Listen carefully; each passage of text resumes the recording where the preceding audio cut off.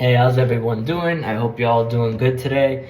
I just want to kind of go over something that I've been thinking about in terms of people leaving the United States and whether or not this is something that is, beneficial in terms of doing it for economic reasons, or is it something that you're doing for because political reasons, because of the climate within the United States, or social reasons that has to do with something you may disagree with or not be comfortable with socially in the United States. In the past, I would say, few weeks, I've been really going through a lot of Reddit feeds, TikTok, YouTube videos, and even on Instagram and Facebook and the news as well. And I've been seeing a lot of people talking about either leaving the United States, or that they had left the United States in the past few years, or it's something that they're considering.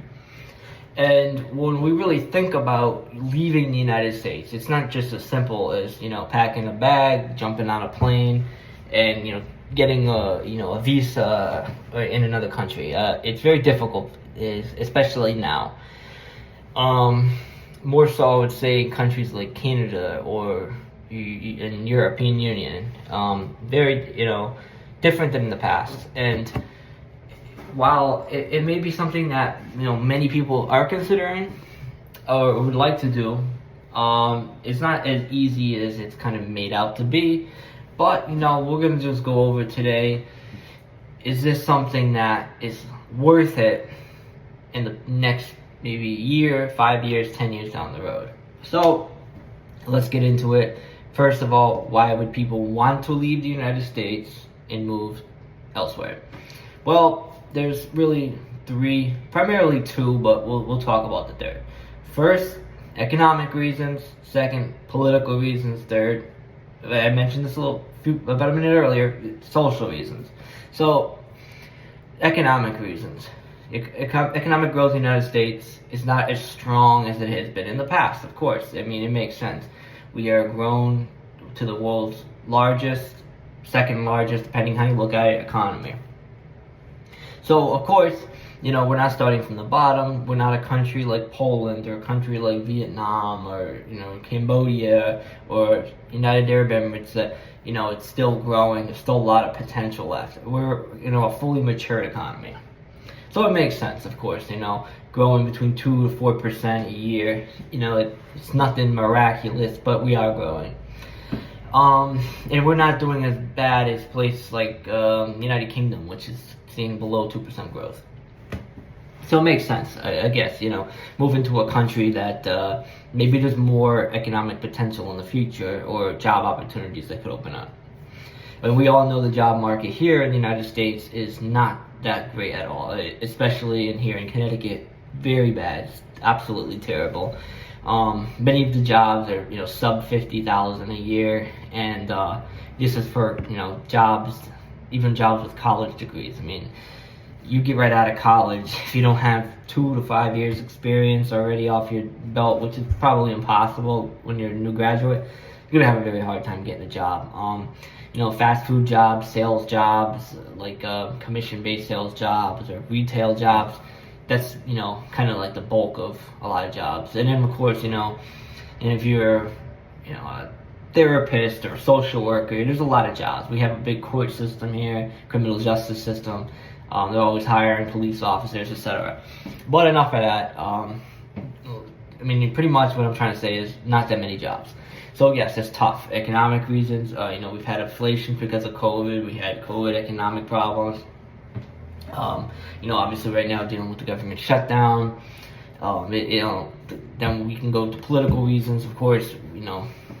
Whether or not you're a fan of Trump or not, the policies, it affects a lot of people, of course. The political climate is very dangerous. It's very tense right now. Social reasons, there's increased homelessness, crime, poverty is on the rise, and of course, mass shootings. Very important to mention that. Something that has grown significantly in the United States in the past 20, 25 years. So, where do we kind of make sense of all this?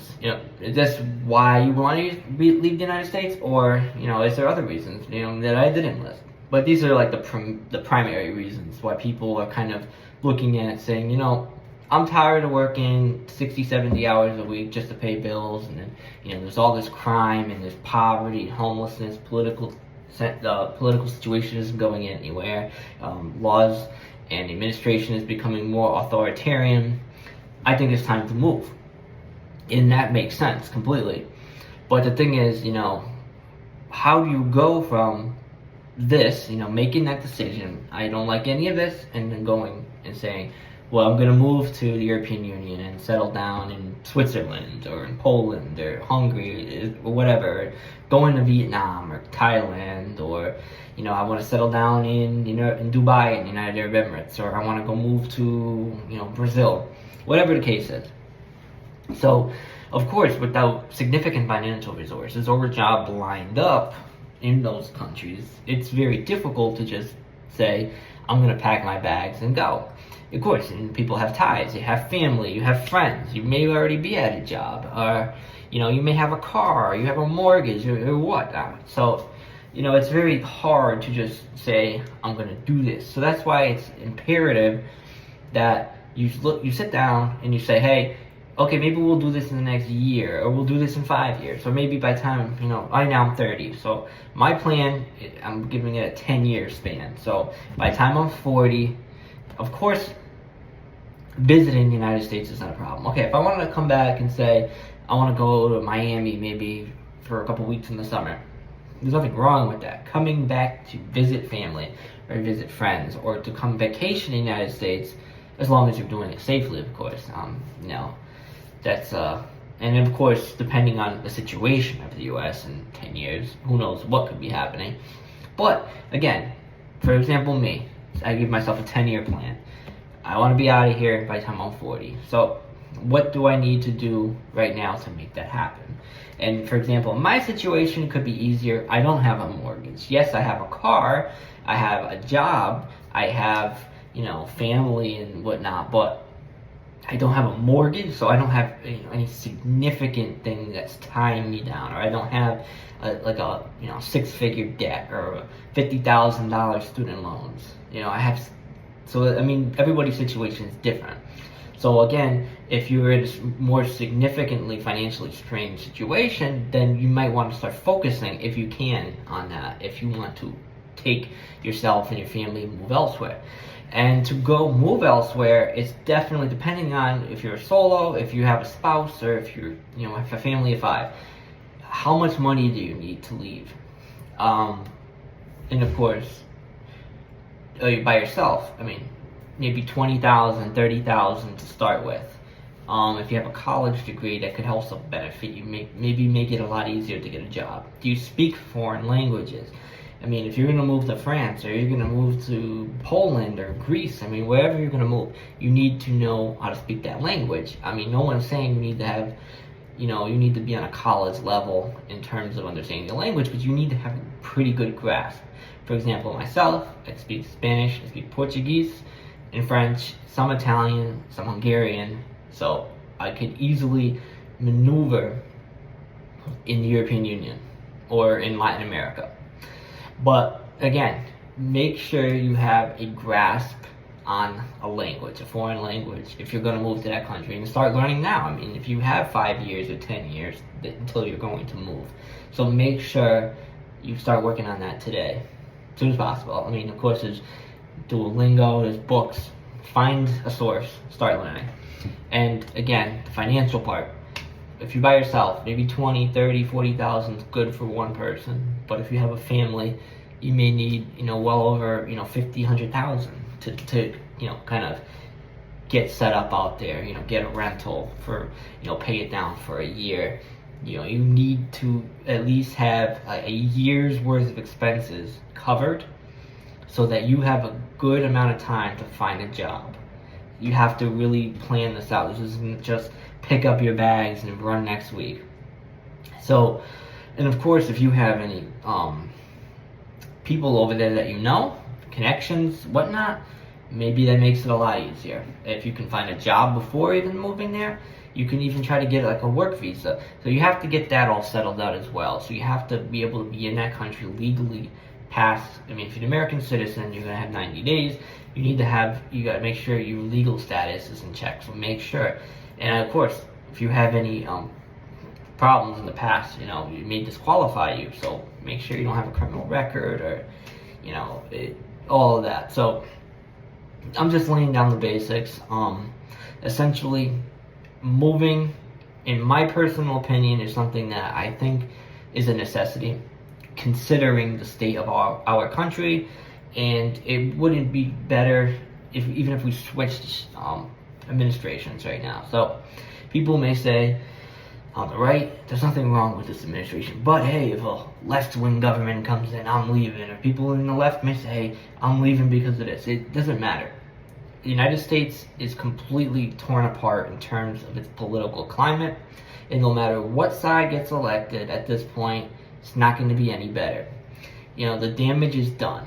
And I'm not saying to give up on the country, but I am just trying to give people options.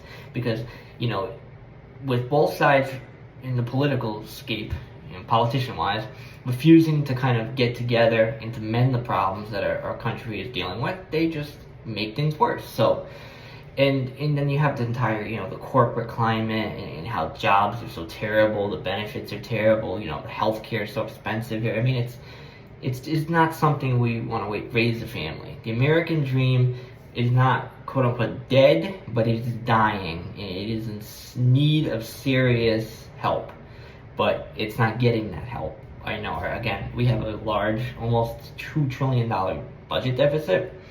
We have a national debt that is just through the roof. So, and of course, we have an incompetent Congress. And the administration is as well. I mean, I hate to sound biased, but it is what it is. And again, I'm not going to back any, at this point, any Democrat administration that comes in, they're not going to be any better. So why not move to a country where you can get health care, completely taxpayer-funded health care. You can get a better work-life balance. You can get, better safety quality. You don't have to worry about walking outside and walking into a mass shooting or something. So, there's a whole bunch of different things to worry about. There's a lot of different things to think about, and a lot of things to plan for. So, yes, just giving you kind of an overview of, is it worth going to another country and immigrating to the United States, what you need to do when doing so, and is maybe just giving you some thoughts about it, whether this is something that may be worth your while. So again, that's the basis of this video, and I hope that you enjoyed it, and subscribe for future content.